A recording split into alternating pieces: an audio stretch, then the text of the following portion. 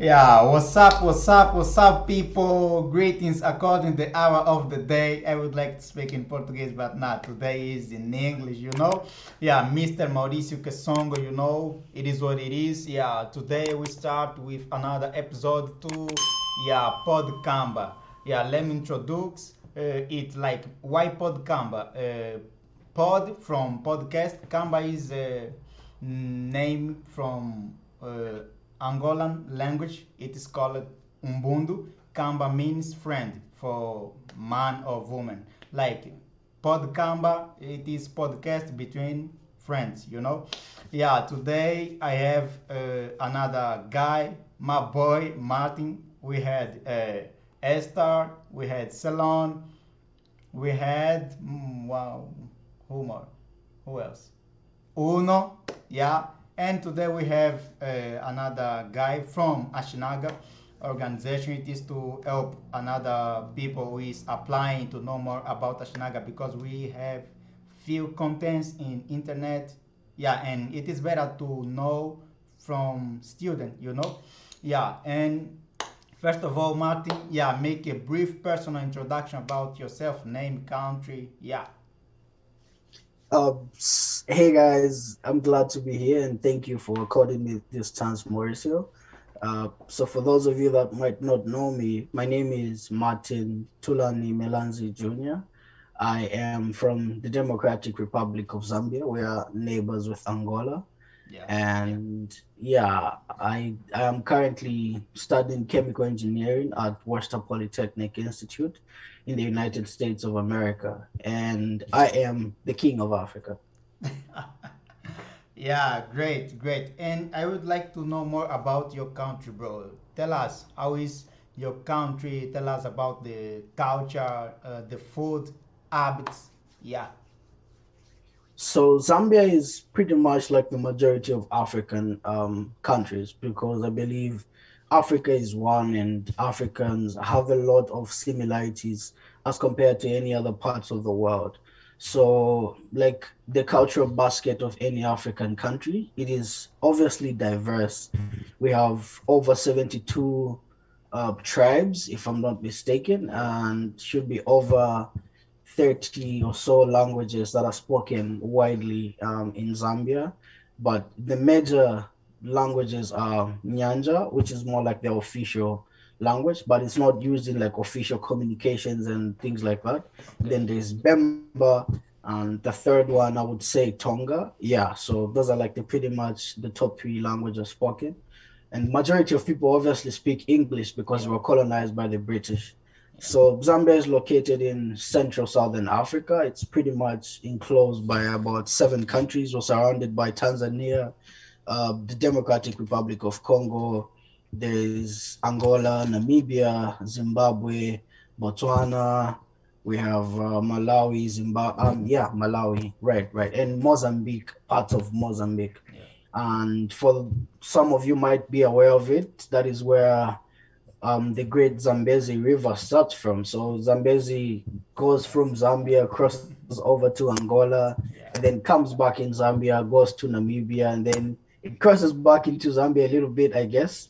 And also, if you have heard of it, so that is where the Mosi Otunya waterfalls is. Majority of people have to call it the Victoria Falls, but I would rather stick to Mosi Otunya because that's the original name my people gave the falls. And yeah, it's a pretty much interesting country from a lot of perspectives, from an economic point, from the cultural point, from a religious point. It's it's it's more of embrace the whole philosophy that is shared among us Africans. And it's probably one of the most peaceful countries you can be in Africa, where Right.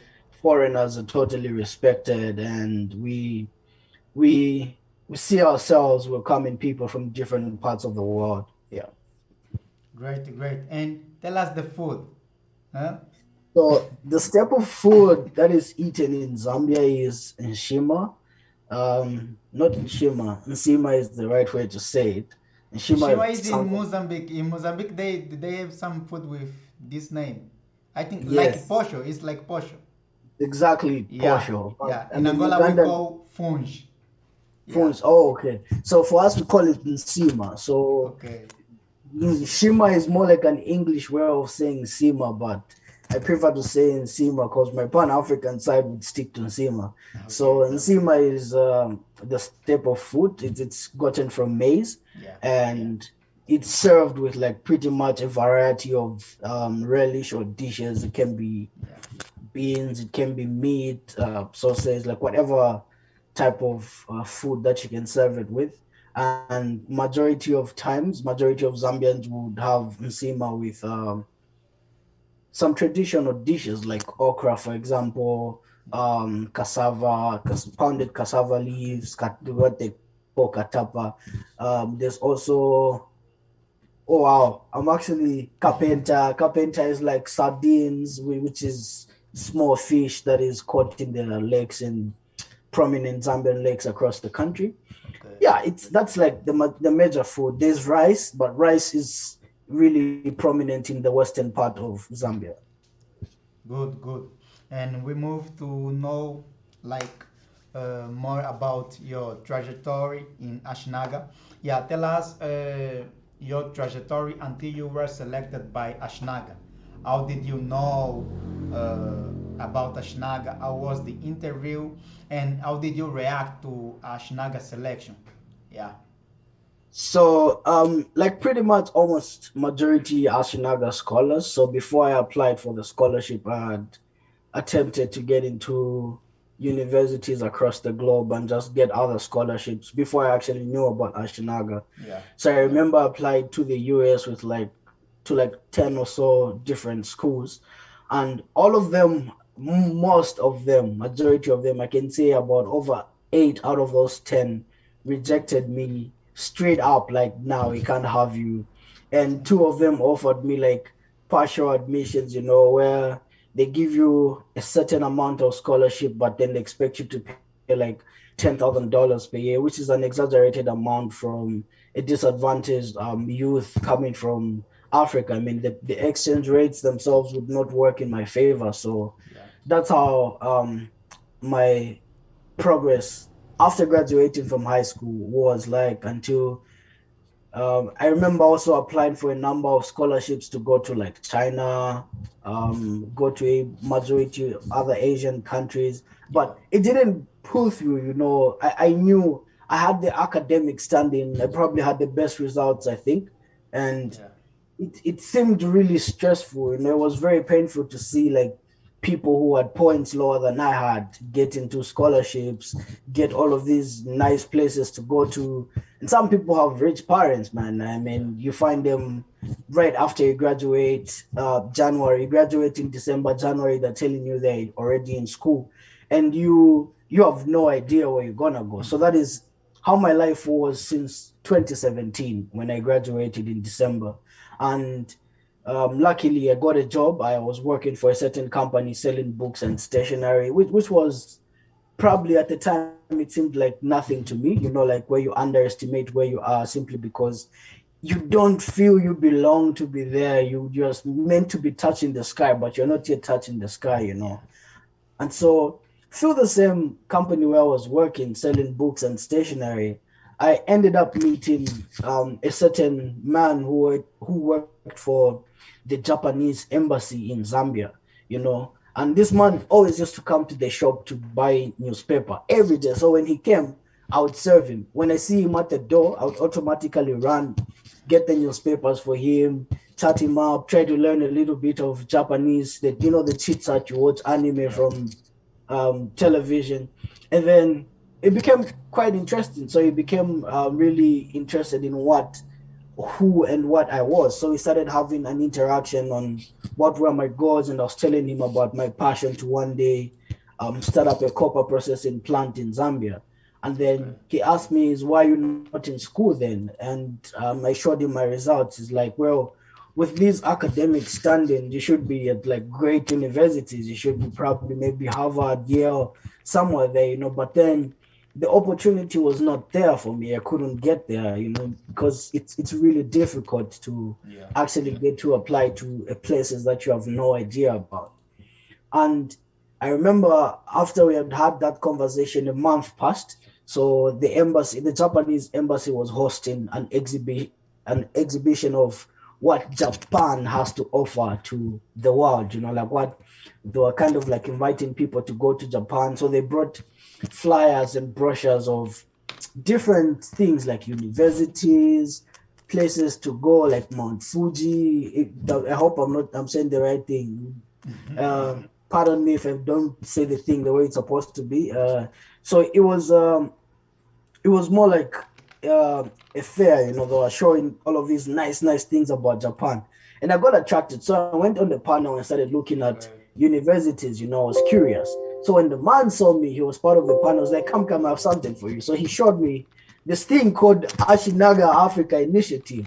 And man, I remember reading what Ashinaga has been doing.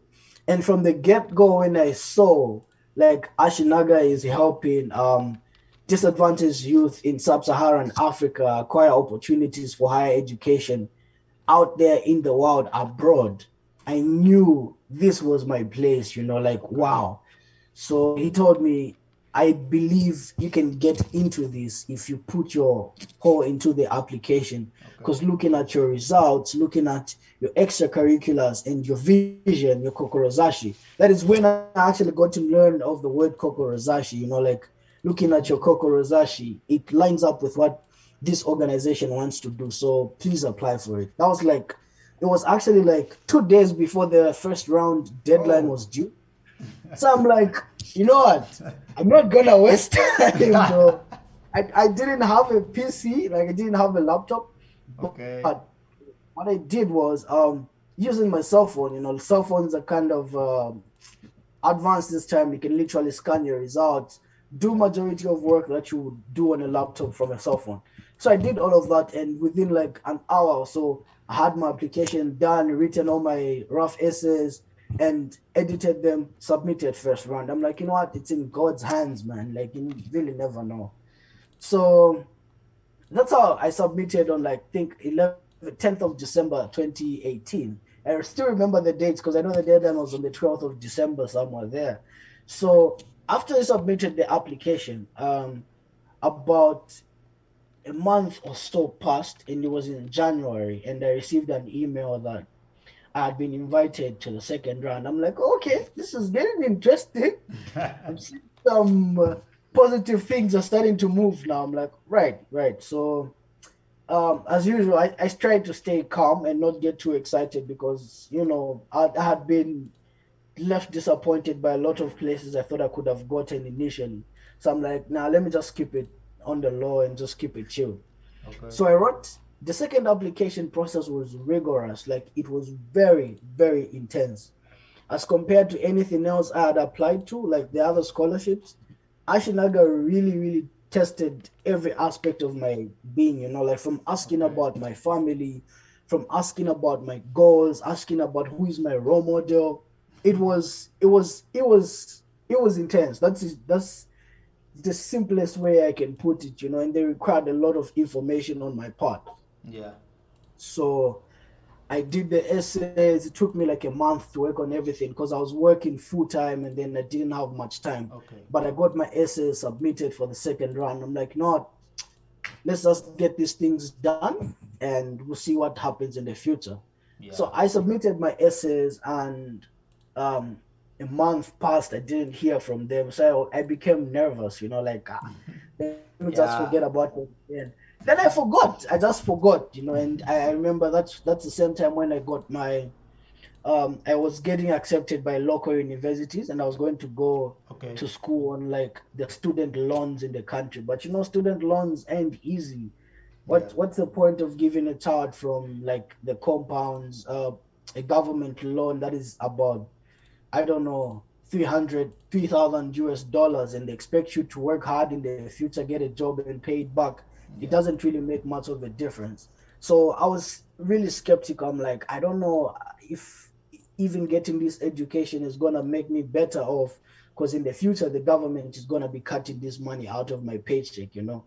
So I remember it was in late late April. No, late March, early April, somewhere there.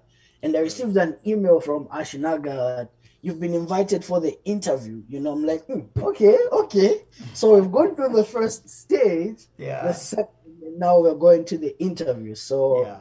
and one of the requirements they put on the interview was that you're going to have an exam.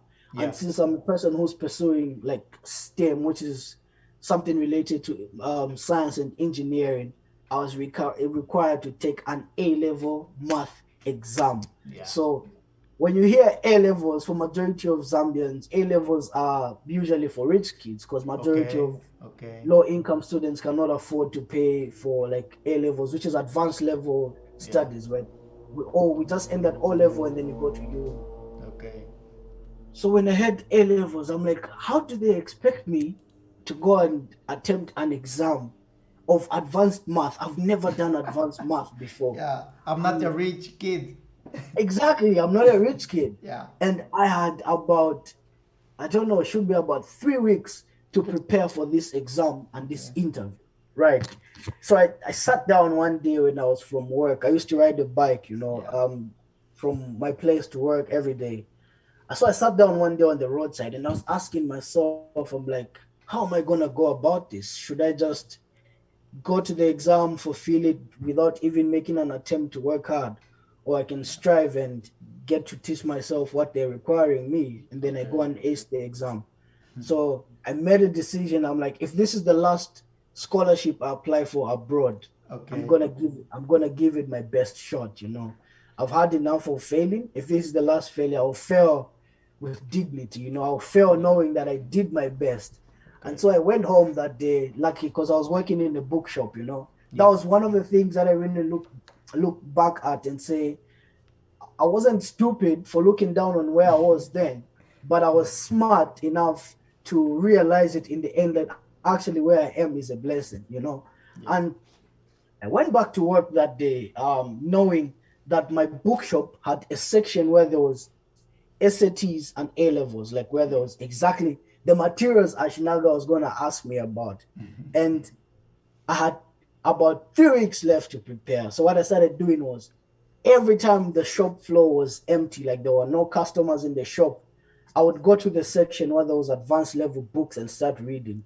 I was doing math, solving calculus, doing all of these quadratic equations, advanced questions that I could find in the book. Yeah. And within 2 weeks, I was kind of confident and conversant with what they would expect from me in the A level exam. Okay. So then we went for the interview and the exam at the Japanese embassy. I was shaking my guy. I'm like, wow, how am I gonna do this? How am I gonna do this? But naturally I'm a talker. That's one thing I admit. Yeah. I talk a lot. So I'm like, what? Okay, the interview isn't gonna be that bad. I can express myself. That is right. I just gotta figure out how to talk, what to say. Yeah. So for a week, I was just practicing how to um, create like a pitch of my kokorozashi, how Okay. exactly I want to use my chemical engineering degree or my chemical engineering studies to better my country in terms of economics and a whole other range of subjects. And so what I did was I practiced, watch YouTube videos. Like I'm gonna make sure if I fail with dignity. Like I know I did Yeah. my best. Yeah. Yeah. So I went to the embassy this day and I met these other four candidates. The other one was a girl. She dropped out on the last minute. She didn't attend the interview. So it was just me against four people. So the Okay. chances of being picked were 1 in 4. It was either me or any of the other three guys. So Yeah. because Ashinaga was picking one candidate per Yeah. year from in my cohort. Hey. Boy, boy, oh boy, Who, it who, who was was who interviewed you? Who? um I think it was one of the Japanese CRCs Okay. and Madi. Madi was my coordinator in Uganda actually. Okay. So Madi interviewed me. And then there was two people. There was two professors from one of the local universities, the University of Zambia, part of the panel. Okay. So I Good. I, I it was people who knew whether I was gonna lie or tell the truth. So and I walked up to this interview. I met these guys because before we actually started the interview, we got to Yeah. meet all the other candidates to get to know each other a little bit and ask them any questions we had about Ashinaga. And Yeah. then hearing about some of the schools where these guys were coming from, this guy was from Hillcrest, this other guy. It's like some of the biggest schools in the country, and I'm from Yeah. like a private school that is barely known, but I had a great education in high school. And I'm like, okay, I'm actually intimidated. They're actually telling me about, oh, we won the math quiz, we won the what. I'm like, try, what am I doing? What am I doing here? Like, what have I brought myself to? And then I sat down, I'm like, you know what, I'm still gonna ace this. So we started the exam session, did started the math, the English, the math. It was pretty easy, it wasn't that hard. And then boom, we came to the A level section. And I just don't know. There's a man that told me that there is no such thing as luck. Luck is when you think you've gotten something because you unexpected it. But Okay. luck is when opportunity Okay. meets preparation. Like Yeah. you've been Yeah. preparing for something and it Okay. meets you at that right moment. So I opened the advanced level section, the one that I was scared of, like I don't know anything about. And from the first question to the last question, it was everything I knew. Okay. So I was like, whoa, this Whoa. is good. This is good. From there on, I knew like if they're not taking me, no, Yeah. then Yeah. it definitely just has to be me in this case. Because I could feel it like, okay, this is Okay. actually working in my favor, Good. bro. We did the exam. I felt confident after the exam. We Yeah. had the lunch break, and then boom. With the interview, I was put to be last because the interview is the last section Okay. of the. Yeah. Bro, I people was the went. first in my interview. Damn, bro, that Yeah. should have been And intense. and it is the same. Like when I finish my interview, I Mhm. feel it. Yeah, I'm the one. I'm the Yeah. exactly. You feel, The you get to same. feel it. Yeah. You gotta have you kind of feel it like, okay, I had a great interview. I'm gonna get Yeah. picked. So everybody went in. Most people could talk there. They coming out. Oh God, the interview was really good. The interview, and you're the last person. I was shivering like I'm at the Japanese embassy. What I'm doing here, I don't know. Like this is intense. And then they called me. I was Yeah. the last person to go in, and bro, I remember having a discussion with adults about my life, my Yeah. struggles with my mom, how I got to where I was.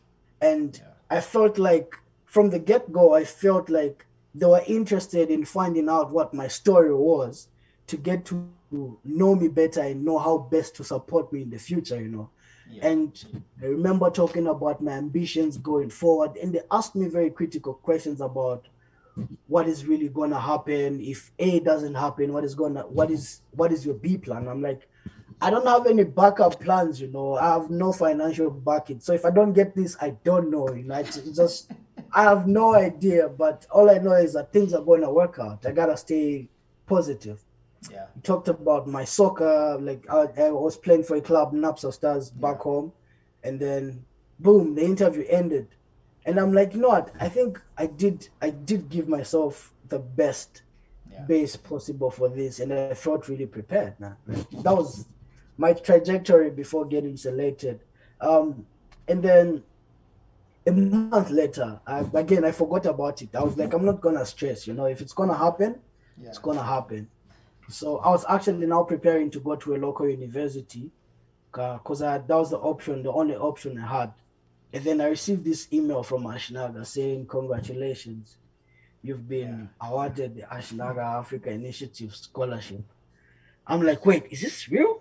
Like, is this really happening? Like, and I looked at it from my small smartphone and I Yeah. remember crying. Like, I really did cry, bro. It was an emotional moment. I'd struggled for 2 years, 2 whole years, trying to find a scholarship that would bridge me to start pursuing higher education. And I remember looking at my mom, and my mom was in tears, bro. Like, that was a big moment for me. I couldn't handle the emotions I felt. And the next day I went to work. I couldn't say anything at work. I was just quiet, just thinking, Yeah. replaying my journey to that point, thinking about the Japanese gentleman that had introduced me to Ashinaga, and it made sense, like this is why I came here. This is why I was exactly in this position, because I was going to meet this man, and this man would introduce me to this. So that's how I went to Uganda. Okay, okay. Yeah. Hey, man. Yeah, I felt goosebumps. Yeah. Hey, man. Yeah, for real. And yeah, let me see. 2 years. Yeah. We Yeah, were in Uganda, Juku, Nansana. Yes, yeah, Wamala, bro. Wakiso district. Okay, Yeah. so bro. Yeah, and I would like to know, and how was life in Juku? Like, how was your relationship with interns, staff, classmates, and I was to live in difference, like me from Angola, you from Zambia, Bosco from Malawi, another guys, you know? Yeah, how Yeah, was it? bro. It was for me, it wasn't much of a huge change, because I'd been in a high school where we had refugee students from like different parts of Yeah, Africa. So I kind of like was already acclimated to having some type of cultural diversity. But coming into the Juku, where it was small and I had direct contact with everyone, it was probably the biggest turning point in my thinking. I started thinking beyond. When people tell you think beyond the box, they actually expect you to think to the ceilings of the box, but they don't really show you about what lies behind that box that they're telling you to think about, right? And bro, I met people who challenged me academically, first of all, and I met people who challenged my intellect in terms of how I thought about things. When you had those African affairs classes, the yeah, critical thinking sessions, and there were people who would bring out something that would be like, wow, this yeah, dude is smart. yeah, How did he even sit down to think about this? Like relationship wise, it was great. I met people that I had similar intellect with, and when you meet someone that you kind of like have the same balance in terms of how you think, yeah, it's a huge blessing, bro. You get to pour out whatever thoughts you have, and nobody's gonna judge you. And there could be anything in the juku, bro. Like if I wanted to be a party animal, I could be a party animal. If I wanted to be the person that jokes around everybody, I could be that. If I wanted, I would be antisocial, but people would still respect who I am, and just yeah. take me for who I was. And the biggest turning points for me was having these interactions with the interns and getting to think about what America is like in terms of like certain youth. What is Okay. Japan like from a youth Yeah, perspective? What is Africa like from Africans who yeah. have completed their education and what they want to achieve? Yeah. Okay, good, good. And there in Juku, what did you do in your free time? Well, I mean, for me, I'm a soccer person, so Yeah, that's a good question, by the way. So on weekends, I spent majority of weekends going out to play soccer with my mates. We would go. I think I toured Uganda more than anyone else in my cohort. Like I've been around the country, so we yeah, would go as far as I don't know 3 hours bus drives away just to go and play soccer. Would good. go. I remember what was that? Budo, Namagogo, somewhere. And man, it was weekends, especially Saturdays, and Saturday Yeah, was yeah, reserved for soccer. It's either watching soccer or playing soccer. And weekdays classes used to start at 9, so it was pretty much programmed for you. You'd have SAT classes, English classes, yeah. writing classes. So it was more really like just the usual. But I mean, yeah, I think the fun part of Juke was just the nightlife. I always keep it honest, bro. Like, wow, we had the likes of Apollo, my nigga. Hey, I let remember us stop. we had PC, we had this motherfucker Alex and Mauricio, bro. Juke was dope, man. I met crazy people. hear people screaming at night. Yeah. Like Bosco, for example, he just decides to make noise. Good morning, my neighbors. Like that was that was pretty much what my life was like in the Juku. That's what we used to do. Yeah. Okay. And yeah, you are out of your home like some months, and I would like to know what do you miss more from home? Yeah.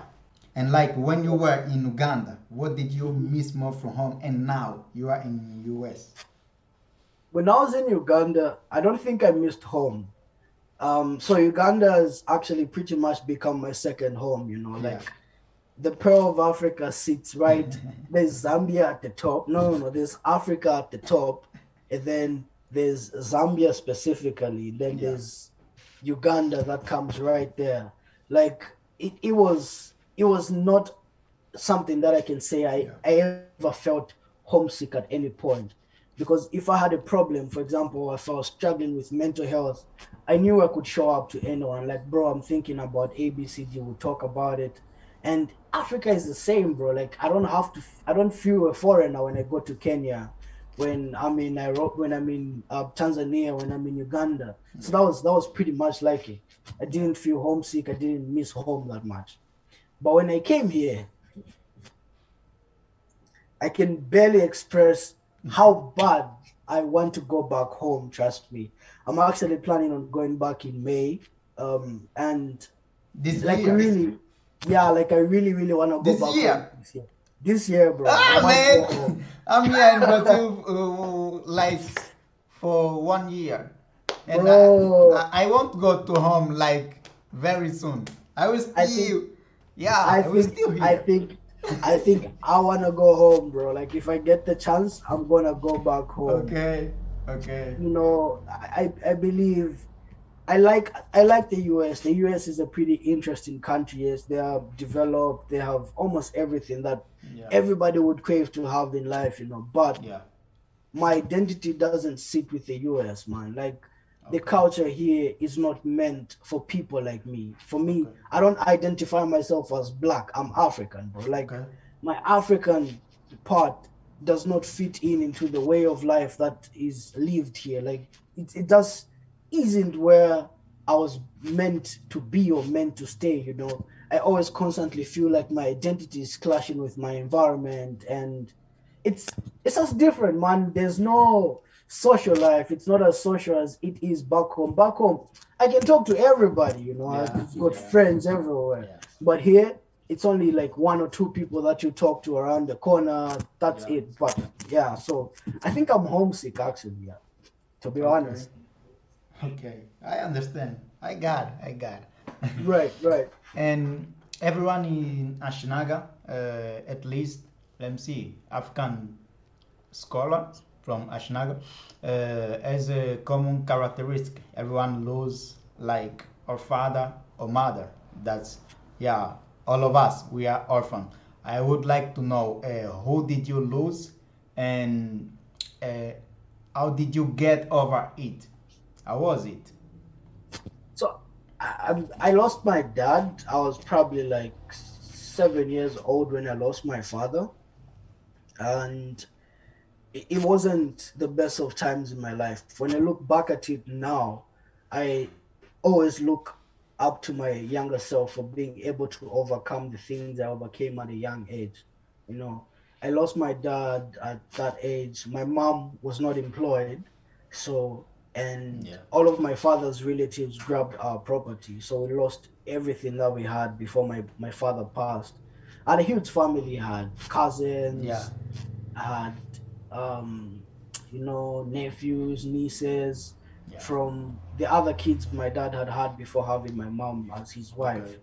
And it was a huge, huge family. But when my father died, all of that just disappeared.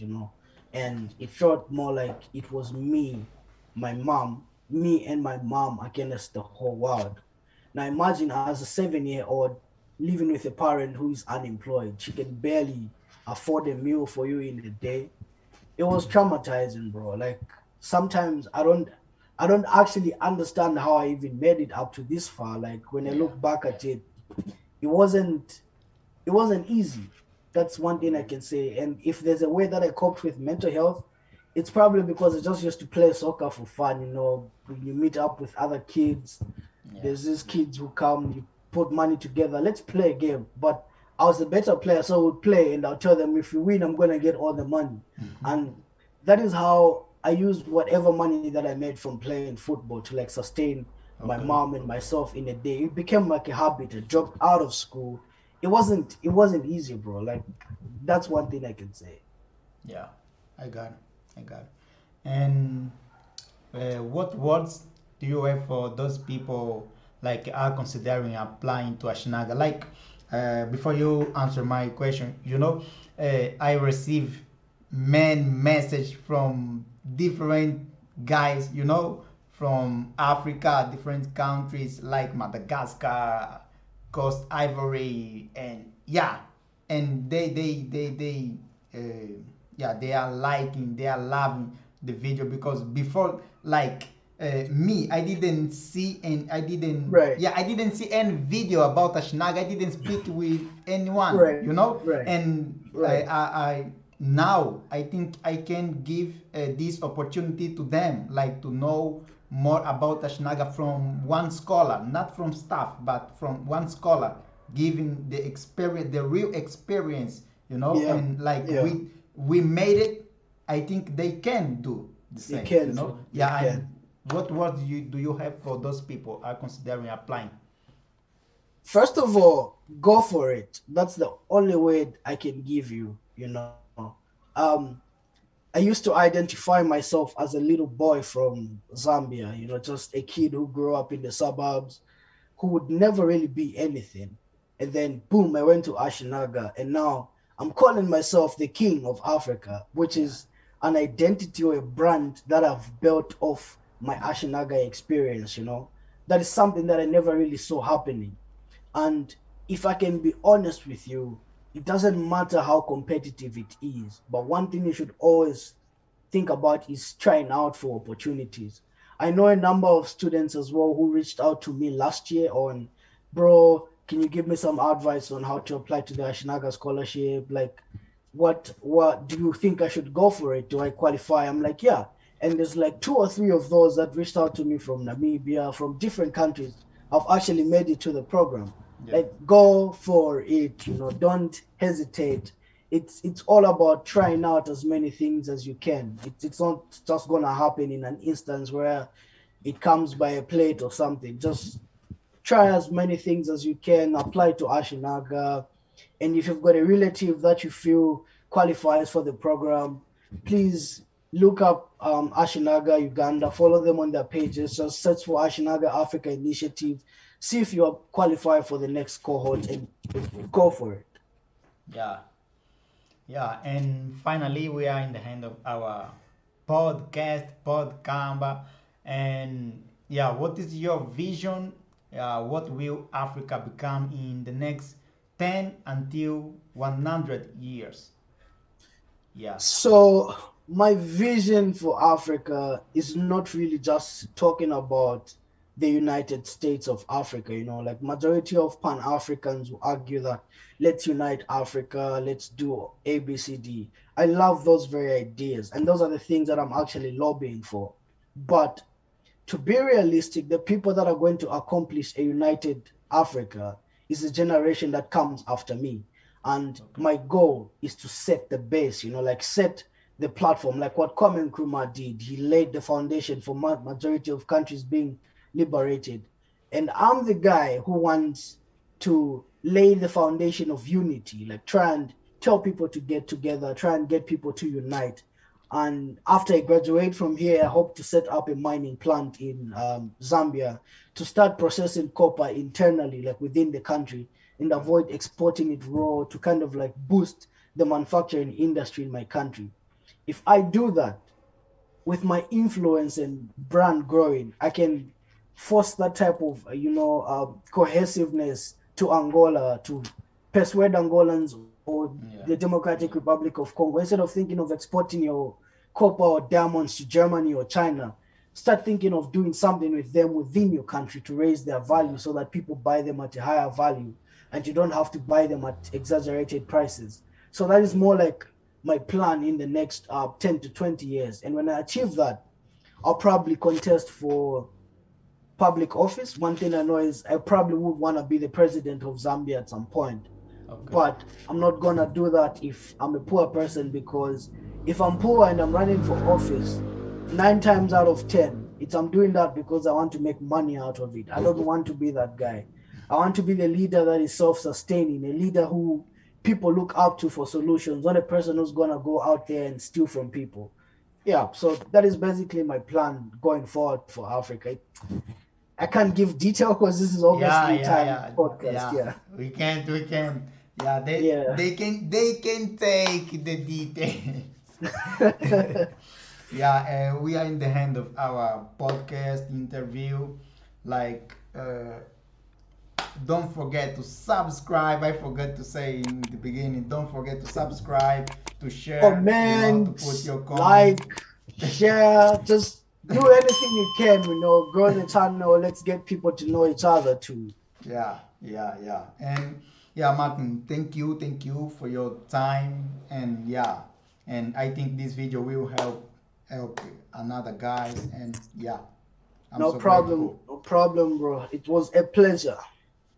One.